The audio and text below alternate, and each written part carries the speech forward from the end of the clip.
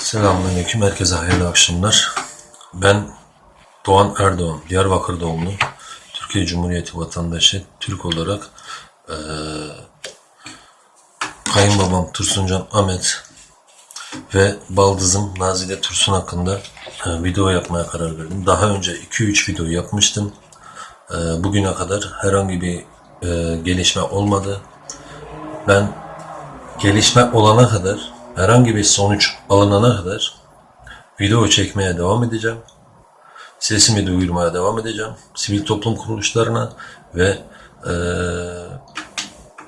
sosyal medyada birçok yere sesimi duyurmaya devam edeceğim. Ben 2016 senesinde Gulca'da resmi olarak evlendim. Benim şu anda 2 yaşında kızım var. Ve ben 15 aydır onları göremiyorum.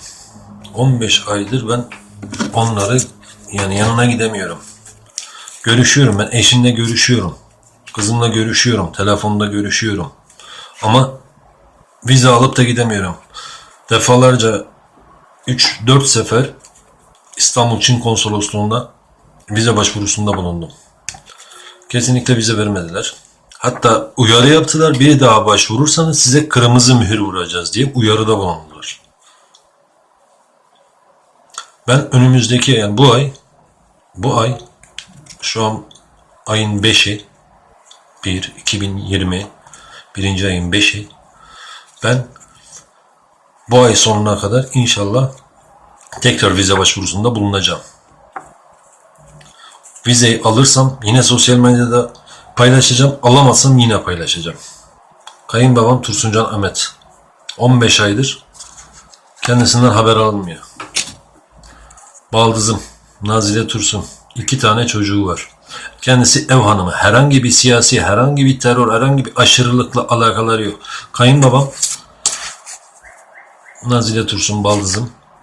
Kayınbabam ve benim kızım. Kayınbabam kendisi Uygur halkı tarafından sevilen, saygı duyulan şair, aynı zamanda bestekar.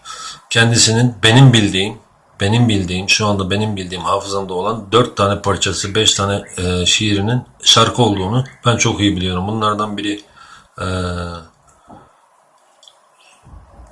Süzük süzük sular geldi. Ondan sonra biz Balalık'ın, aklıma gelmedi şimdi, 2-3 tane daha var. Bunları şarkı olarak zaten Uygur sanatçılar söyledi. Kendisi sanat, edebiyat çevresinde sevilen, saygı duyulan bir insan. 2002'de okuduğu Yılbaşı Gecesi şiir müsabakasında okuduğu bir şiir yüzünden zamanında defalarca gözaltına alınıp bırakıldı. Ama şu anda alınış sebebini biz de bilmiyoruz. Bizim bildiğimiz sadece kızını Türk vatandaşıyla evlendirdi diye.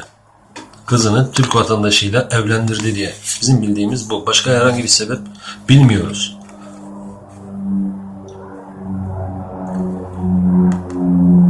...15 aydır kendisi şeker hastası.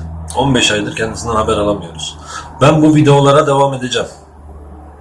Elimden geldiğince devam edeceğim. Ben ailemi yalnız bırakmayacağım. Her zaman yanlarında olacağım. Teşekkür ediyorum.